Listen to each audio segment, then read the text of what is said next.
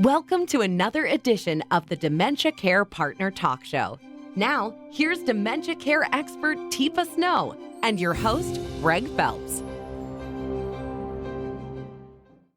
Hello and welcome to the Dementia Care Partners podcast. My name is Greg Phelps, and joining me as usual is renowned dementia care expert Teepa Snow. And Teepa, looking for topics, one caught my eye because it came from just down the road from where we live, Simon Fraser University. I forget the exact wording, but it was something like the fruit fly has almost 75% of human disease genes. Now, who figures this stuff out? Scientists have figured out that the fly, CDK. Give us a second. The fennel, so the fruit fly. When I see fruit flies, my first thought is smush them so that they don't get on the fruit. I mean, I'm sorry. Oh yeah, let me investigate their DNA. I get it because they're rapidly reproducing and they only live a couple days, and you can follow their DNA and its progression. But I'm just like, okay, all right, I'm with you. Okay, go ahead. Where's he going with this? The fruit fly has almost 75% of human disease genes. Okay, who figured that out? Scientists have figured out that the CDK8 bypass defective gene in this. Well, let's just drop it there. Droxophilia. I think they're called droxophilia. Just so many similarities in things like a fruit.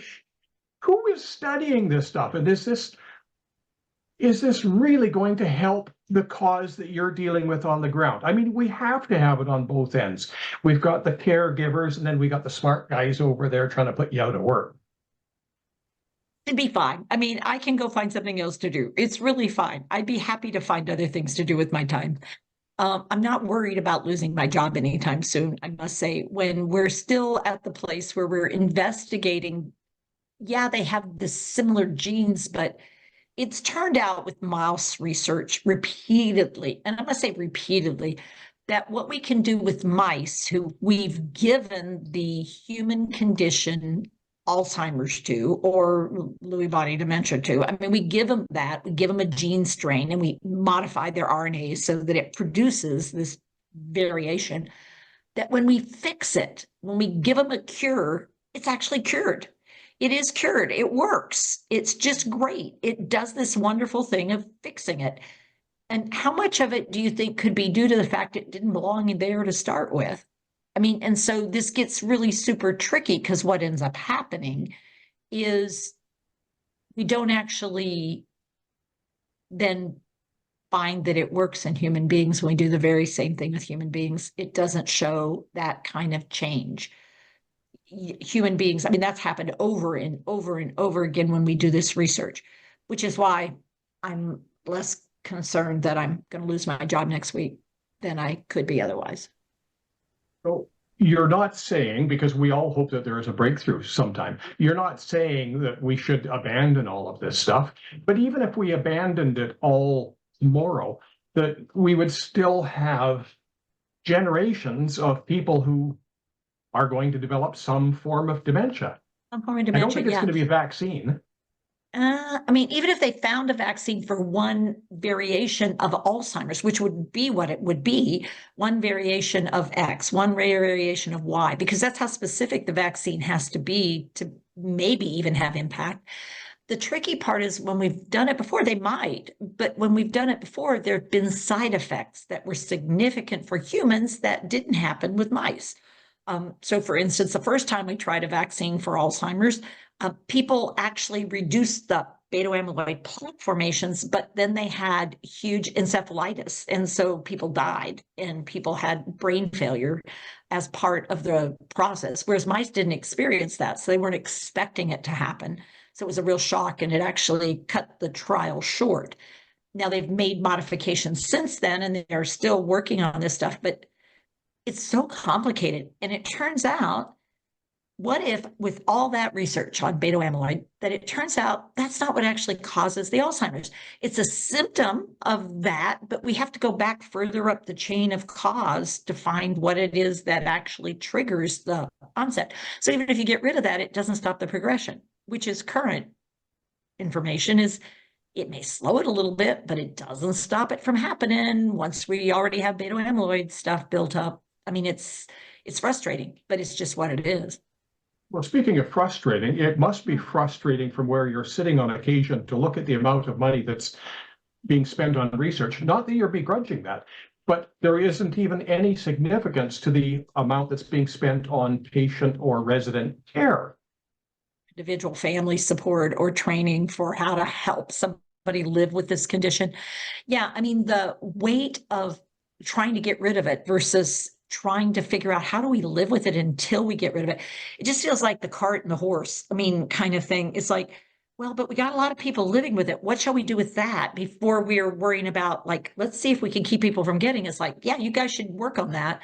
But in the meantime, what do we do with all the folks who are living with it? Because it's super expensive to do it the way we're doing it. And it seems like we've got some strategies that work better and work worse. Ignorance is not bliss. Ignorance makes life worse for everybody, essentially. And when we have enough ignorance, we start having humongous problems. And you know, the medications we have for that, they don't work well for a lot of people. And we end up with more problems and more issues and more time spent in hospital and more time with injuries and problems in relationships that aren't working. So yeah, I think it's backwards and sideways. And it's hard because it's like, well, but we need to find the cure. It's like, understood, but we also need to live life that's worth living, and we need some help over here.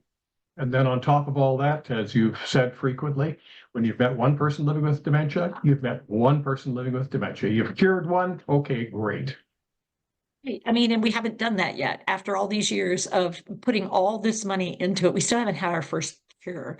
So maybe we could just look up from that and say, well, maybe we should focus a bit on the care. Maybe we should be more curious about creating care options and care programs that have greater possibilities, while we're also still working for the cure. That's great.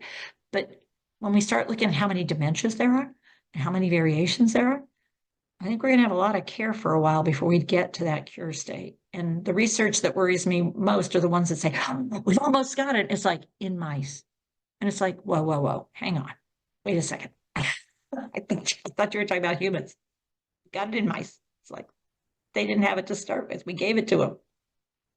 So speaking of care, if I have questions, perhaps not about this subject because there's no answers out there at the moment, but if I have other questions about dementia care, who do I get in touch with? Well, our info line, our consulting line, you know, so consults at Teepa Snow, info at Teepa Snow, our 800 number. You can write an email, you can text, you can chat online. What I would say is don't ask. Oh, wait, don't not ask. That's what I really meant. Don't not ask for help. We really support people saying, I could use some help. And it's like, well, let's see what we can figure out that might be helpful for you.